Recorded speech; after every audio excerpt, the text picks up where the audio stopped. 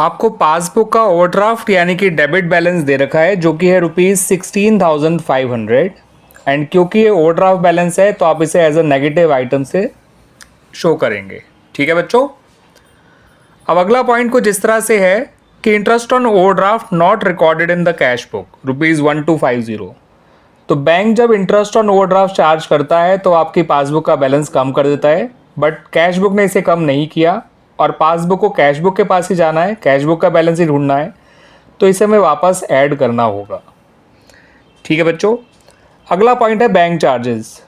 तो बैंक जब अपने सर्विसेज के बदले में बैंक चार्जेस काटता है तो वो पासबुक में आपका बैलेंस कम कर देता है, बट ये कैश बुक में नहीं रिकॉर्ड हुआ है तो पासबुक को इसे वापस बढ़ाना पड़ेगा ताकि कैश बुक के बैलेंस तक पहुंचा जा सके। अगला पॉइंट है check issued but not presented, यानी कि अकाउंट होल्डर ने चेक इशू कर दिया मगर वो चेक अभी तक बैंक में पहुंचा नहीं है। ठीक है बच्चों। अब क्योंकि इसे कैश बुक होल्डर ने अकाउंट होल्डर ने कम कर दिया है और आपको उसी के बैलेंस तक जाना है तो आपको भी इसे कम करना होगा यानी माइनस करना होगा। ठीक है बच्चों। अगला है checks paid into the bank, यानी उसने जमा करे हैं बैंक में अकाउंट होल्डर ने चेक मगर अभी तक कलेक्ट नहीं हुए। अब उसने तो चेक जमा करके अपनी कैश बुक बढ़ा दी होगी बट पासबुक अभी नहीं बढ़ी है और हमें कैश बुक के पास ही जाना है तो हमें भी इसे बढ़ाना ही होगा। लास्ट पॉइंट है interest on investment collected by the bank. तो जब bank interest on investment collect कर लेता है तो वो पासबुक के बैलेंस को बढ़ा देता है। तो पासबुक का बैलेंस तो बढ़ गया बट कैश बुक तो बढ़ा ही नहीं है अभी, क्योंकि ये सिर्फ बैंक को पता है, इसके बारे में कैश बुक होल्डर को अकाउंट होल्डर को नहीं पता है। तो ये पैसा पासबुक ने बढ़ाया हुआ है मगर कैश बुक ने नहीं, और हमें कैश बुक के पास ही जाना है तो हमें अपने इसे वापस माइनस करना होगा। ठीक है बच्चों।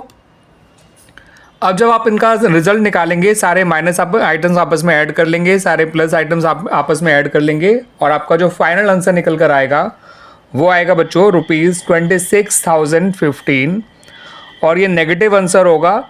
और जो नेगेटिव बैलेंस होता है कैश बुक का वो क्रेडिट बैलेंस होता है यानी कि ओवरड्राफ्ट होता है।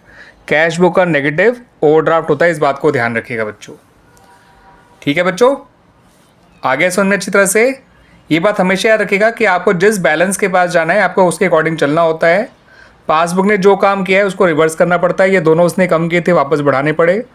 कैश बुक ने जो काम किया है उसे एज इट इज़ का फॉलो करना होता है, उसने कम किया तो आपको भी कम करना है, उसने बढ़ाया तो आपको भी बढ़ाना है, आपने बढ़ाया मगर उसने नहीं तो आपको वापस माइनस करना है। आप कैश बुक के बैलेंस तक पहुँच जाएंगे। और अगर ओवरड्राफ्ट दे रखा हो, चाहे किसी का भी ओवरड्राफ्ट दे रखा हो स्टार्टिंग पॉइंट, उसे एज ए नेगेटिव आइटम आपको लेना होता है। ठीक है बच्चों, आई बात समझ में।